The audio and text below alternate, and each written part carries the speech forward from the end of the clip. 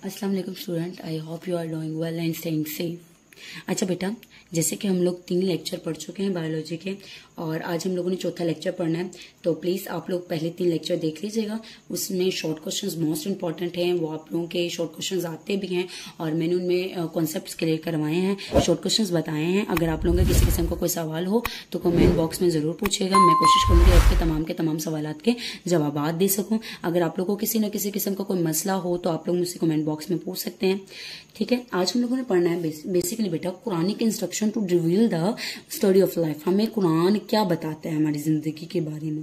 ठीक है, सबसे पहले सूरतुल अंबिया है जिसके आयत नंबर 30 है। इसमें कहा गया we made every living thing from water. हर चीज को हमने हर चीज को, अल्लाह ताला कह रहे हैं कि हमने हर चीज को जो है वो पानी से बनाया है। ठीक है, तो हमें साइंस आज बताती है कि भैया आप लोगों का जिस्म का जो है 60 से 70% हिस्सा जो है पानी पर मुश्तमिल है। तो हमें तो अल्लाह ताला ने कुरान पाक में पहले ही बता दिया है कि हमारी जिंदगी का जो है हमारा जिस्म जो है वो जो ज्यादा से ज्यादा जिस्म का हिस्सा जो है वो पानी से पर मुश्तमिल है। ठीक है, उसके बाद बेटा आप लोगों ने बेसिकली ये तर्जमा करना है और ये जो है एमसीक्यूज मोस्ट इंपॉर्टेंट है। उसके बाद बेटा आता है he made man from clay like the potter. हमें जो है वो दलदली मिट्टी से अल्लाह ताला ने उन्होंने हमें इंसानों को जो है वो दलदली मिट्टी से पैदा किया। ठीक है, ये भी आप लोगों ने तर्जुमा करना है। सूरतुल रहमान में आयत नंबर 14 है, ये आप लोगों ने करना है। नेक्स्ट बेटा आप लोगों का है आयत नंबर 3 है बेटा, then functions we the drop a clot. ठीक है, हमें एक जो है खून के लोथड़े से बनाया गया। खून के लोथड़े में जो है वो मुख्तलिफ किस्म की तब्दीलियां की गई। उस खून के लोथड़े से हड्डियां बनी, हड्डियों के ऊपर फिर मांस चढ़ाया गया। ठीक है, यानी कि हमें जो है वो खून के लोथड़े से पैदा किया गया। सूरतुल मोमिनीन जो है आयत नंबर 14 में अल्लाह ताला ने इरशाद फरमाया। उसके बाद बेटा आता है कि हमारी ओरिजिन कहाँ से हुआ। हमें जो है अल्लाह ताला ने कहा जाता है ना कि भाई आप लोग का ओरिजिन जो है वो मंकी से किया गया। कुरान पाक हमें एज अ मुस्लिम हमें क्या कहा गया है कि अल्लाह ताला ने हमें जो है पानी से बनाया। ठीक है, इनमें से कुछ जो है वो पेट के बल चलते हैं, कुछ जो है वो 2 टांगों पर चलते हैं, कुछ जो है वो 4 टांगों पर चलते हैं।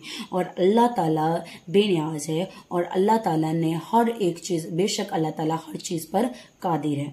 ठीक है, ये आप लोगों ने सूरतुल नूर में है और आयत नंबर 45 है। ठीक है, आप लोगों ने ये करना है। बेसिकली आप लोगों का इस टॉपिक में जो है वो कुरानिक इंस्ट्रक्शन ऑफ रिवील में आप लोगों ने आयत को अच्छे से पढ़ लेना है। ठीक है, और आयत के तर्जुमे को अच्छे से पढ़ना है। और आप लोगों के जो आयत की जो सूरतुल मोमिनीन की जो आयत नंबर ये है ये आप लोगों के एमसीक्यूज के लिए इंपॉर्टेंट है। इसमें से शॉर्ट क्वेश्चन नहीं आता। इसके बाद बेटा आप लोगों के पास आता है sciences as a collaborate field. ये एक लॉन्ग क्वेश्चन। ठीक है, साइंस जो है वो दूसरी फील्ड के साथ किस तरह से मुंसलिक है। ठीक है, अब साइंस जो है वो कोलैबोरेट किया गया, रिसर्चर्स ने उसे जो है दूसरी फील्ड्स के साथ जोड़ दिया है ताकि बहुत बड़ी बड़ी प्रॉब्लम्स को सॉल्व किया जा सके। ठीक है, जैसे कि ह्यूमन जीनोम प्रोजेक्ट है। ह्यूमन जीनोम प्रोजेक्ट जो है बेटा 2003 में जो है वो पब्लिश किया गया, कंप्लीट किया गया। इसमें क्या किया जाता है, इसमें सीक्वेंस और मैप जो है ह्यूमन जीनोम का लिया जाता है। ह्यूमन जीनोम का मतलब क्या है कि डीएनए और आरएनए। ठीक है, उसका जो है वो लिया जाता है बेसिकली एक हमारी जो डीएनए है उसका एक पार्ट लिया जाता है, उसके सीक्वेंस को जाना जाता है, उसके जीनोम को जाना जाता है। ठीक है, अब इसमें कौन कौन सी फील्ड है, मोलिकुलर बायोलॉजी। अब जाहिर बात है डीएनए के मोलिक्यूल को ले रहे हैं तो मोलिकुलर बायोलॉजी। जेनेटिक्स मैंने अभी क्या, डीएनए किससे रिलेट करता है, जेनेटिक्स है। इंफॉर्मेटिव्स क्या है कि हम लोग कौन कौन सी इन्फॉर्मेशन को हासिल करें।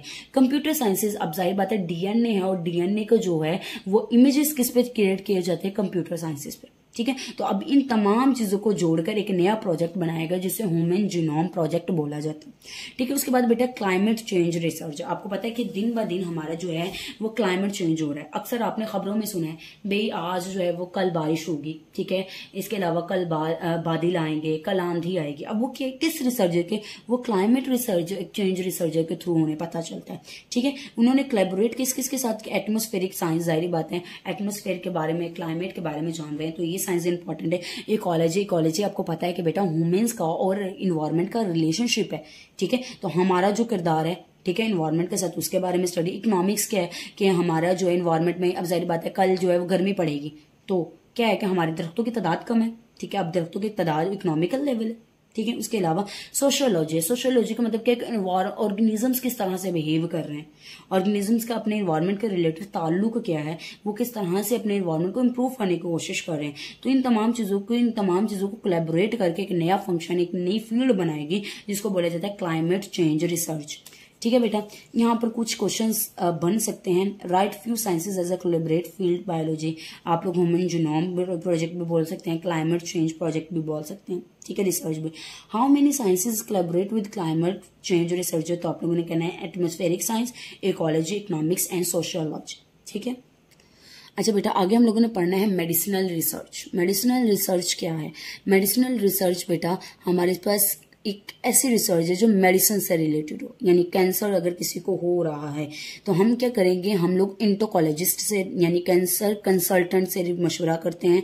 हम इनको देखते हैं कि भाई इसे ब्लड कैंसर है, इसे बोन कैंसर है, ठीक है। तो फिर हम क्या करते हैं कि हम उनसे लेकर उनसे मेडिसिन फिर तैयार करते हैं। अब इसमें क्या है, इसमें बायोजेनेटिक्स आता है, जाहिर बात है मेडिसिन तैयार की जा रही है। तो बेटा लिविंग ऑर्गेनिज्म में केमिकल्स किस तरह से काम करते हैं, जेनेटिक्स है। अब ये कैंसर जो है बायोजेनेटिकली है या इन्वायरमेंट की वजह से हुआ है, ठीक है। फार्माकोलॉजी है कि इसकी मेडिसिन जो प्रिपेयर की हैं उस पर कैंसर का क्या असर हो रहा है, ये कैंसर जो उन मेडिसिन की वजह से रिकवरी भी पर्सन हो रहा है या नहीं, ठीक है। स्टैटिक्स है, कंप्यूटर के बारे में है। स्टैटिक्स जो है वो हमें बताती है कि कितने % लोगों का आंसर होता है और क्यों होता है, किस वजह से होता है। तो अब इसे कोलैबोरेट किया गया मेडिसिनल रिसर्च के साथ, ठीक है। उसके बाद रिवॉर्ड्स एंड आर्टिफिशियल इंटेलिजेंस। आजकल दौर आपको पता है आर्टिफिशियल इंटेलिजेंस का, जैसे कि आप लोग के पास व्हाट्सएप है, व्हाट्सएप पे एक जो हमारे पास एक ऐप बनाई गई जिसमें हम क्वेश्चंस करते हैं। इसके अलावा बेटा आपके पास चैट जीपीटी है, ये आर्टिफिशियल इंटेलिजेंस है। बेसिकली ये रिवॉर्ड जो है वो आंसर दे रहे होते हैं, आप क्वेश्चन करते हैं फटाफट जो है वो 200 से 300 वर्ड आ जाते हैं। अब वो एक इंसान के बस की तो बात नहीं है ना, वो एक जो है वो कंप्यूटर जवाब दे रहा होता है, ठीक है। तो रिबोर्ड्स और आर्टिफिशियल इंटेलिजेंस से रिबोर्ड्स ये सिस्टम्स बनाए गए हैं जो कि हमारे क्वेश्चंस को आसान बना देते हैं। अब कंप्यूटर साइंस है, कंप्यूटर जो है वो कंप्यूटर खुद एक जो है रिबोर्ड है, ठीक है। अब उसके साथ इंजीनियरिंग है। अब इंजीनियरिंग का मतलब क्या है कि अक्सर आपने देखा है कि जो लोग जो है गाड़ियां बना रहे होते हैं तो पहले वो लोग उसका ग्राफ बनाते हैं, उसका इंजन कैसा होना चाहिए, उसकी शेप कैसी होनी चाहिए, उसे कलर कौन सा देना है, उसका जो है जो है इसका इंटरनल व्यू कैसा होना चाहिए, बाहर वाला व्यू कैसा होना चाहिए, इसका ग्लास कैसा होना चाहिए। तो इंजीनियर क्या कहते हैं, पहले कंप्यूटर के साथ उसे मुंसलिक। फिर मैथमेटिक्स क्या है कि जो है वो स्पीड कितनी होनी चाहिए, ठीक है, इतनी % स्पीड होनी चाहिए, उसकी जो है वो कितनी लेंथ होनी चाहिए, ठीक है। अब वो जो है आपने देखा है कि जैसे कि हम लोगों के पास अब बड़ी बड़ी गाड़ियां मौजूद हैं, जो है जैसे कि बेटा पहले हम लोगों ने मेहरान थी, ठीक है, मेहरान छोटी सी थी, उसमें इतनी ज्यादा उसकी स्पीड नहीं थी। अब हम लोगों के पास जैसे कि सिविक्स आ गई है, ओडी आ गई है, हमारे पास BMW आ गई है, ठीक है। हमारे पास बहुत बड़ी बड़ी ऐसी आ गई हैं जिनकी स्पीड बहुत ज्यादा है, ठीक है, और जो है वो पेट्रोल भी कम खाती हैं, ठीक है। तो ये क्या कि ये हमने सबसे मैथमेटिक्स से। न्यूरो साइंस का मतलब क्या कि इंसान का उस पर क्या असर हुआ है, कि इंसान जो है वो इस मशीनरी के साथ किस तरह से कोलैबोरेट कर रहा है, ठीक है। अब वो साइकोलॉजिकली तो वो इफेक्ट नहीं हो रहा। अब देखें कुछ लोग जो हैं वो कुछ इस तरह के मेडिसिन जो इस तरह के वीडियोस बना देते हैं, हॉरर वीडियोस हैं, अब उसका क्या असर हो रहा है, ठीक है। अब जो हॉरर वीडियोस के कुछ छोटे बच्चों को नहीं दिखाई जाती, अक्सर आप लोगों ने यूट्यूब पे सर्च किया है तो कहा जाता है कि 18 ईयर्स जो है smaller child are not allowed, ठीक है। 1800 साल से छोटे बच्चे हैं वो नहीं देख सकते, ठीक है। तो क्या कि वो आर्टिफिशियल इंटेलिजेंस ने एक नया तरीका बनाया है साइकोलॉजी को समझकर, न्यूरो साइंस के साथ रख के कितने % लोगों को ये चीज दिखानी चाहिए, कितने उम्र होनी चाहिए बच्चों की, ठीक है। तो ये कोलैबोरेट एक स्पेस एक्सप्लोरेशन है। स्पेस एक्सप्लोरेशन नासा की जैसे कंपनी है। स्पेस एक्सप्लोरेशन के अगर अक्सर होता है कि हमें जो है जहाज बहुत दूर होता है तो हमें अनाउंसमेंट कर दी जाती है भाई कि इतने देर में जो जहाज पहुंच जाएगा। अब वो कैसे कि हम लोग सिग्नल यहाँ भेजते हैं, यहाँ से भेजते हैं, वो टकरा कर वापस उस जहाज से आते हैं, उस सिग्नल से हमें पता चल जाता है कि भाई हमारा जहाज जो है इतनी दूर है, ठीक है। इसके अलावा जहाज किस तरह से बनाए जाते हैं, ठीक है। आप देखें इंटरनेट हर जगह मौजूद है, ठीक है। सिग्नल्स जो है अब गांव में जैस के सिग्नल्स नहीं होते, क्यों? क्योंकि बेटा वहां स्पेस ऑर्गेनाइजेशन एक्सप्लोरेशन है ही नहीं, ऑर्गेनाइजेशन है ही नहीं, ठीक है। अब देखें अब इसको किस किस फील्ड से ताल्लुक रखा गया है, एस्ट्रोफिजिक्स, स्पेस से रिलेटेड स्टडी होनी चाहिए। प्लानिटरी फिजिक्स यानी प्लैनेट्स कितना बड़ा है, कितने परसेंट हमारे पास फ्रिक्वेंसी होनी चाहिए। इंजीनियरिंग, अब engineering is most compulsory. Biology के इंसानों पर इसका क्या असर हो रहा है, मेडिसिन के बारे में इसका क्या असर हो रहा है, इन तमाम चीजों से इसे कोलैबोरेट किया गया। ठीक है, अब आप लोगों ने ये सारा करना है। कॉस्मोस होते हैं, लिनिविस्ट होते हैं। लिनिविस्ट जो स्पेस से इल्म रखने वाले होते हैं। ठीक है बेटा, अगर आप लोगों का इसमें किसी किस्म का कोई सवाल हो, किसी किस्म की कोई प्रॉब्लम हो तो आप लोग कमेंट बॉक्स में लाजमी पूछिएगा। और अगर आप लोग को लेक्चर समझ आ जाता है तो प्लीज कमेंट बॉक्स में बताइएगा जरूर। और अगर आप लोगों का किसी किस्म का कोई मसले का सामना हो और आप लोगों को किसी चैप्टर के लेक्चर चाहिए हो तो आप लोग कमेंट बॉक्स में बता सकते हैं। मैं कोशिश करूंगी कि उन चैप्टर के लेक्चर आपको जल्द से जल्द प्रोवाइड कर सकूं। और आप लोग मेरे लेक्चर को, आप मेरे चैनल को सब्सक्राइब कीजिएगा, शेयर कीजिएगा और जरूर लाइक कीजिएगा ताकि मैं आप लोगों के लिए ज्यादा से ज्यादा बेनिफिशियल वीडियोस बना सकूं। ओके, अल्लाह हाफिज।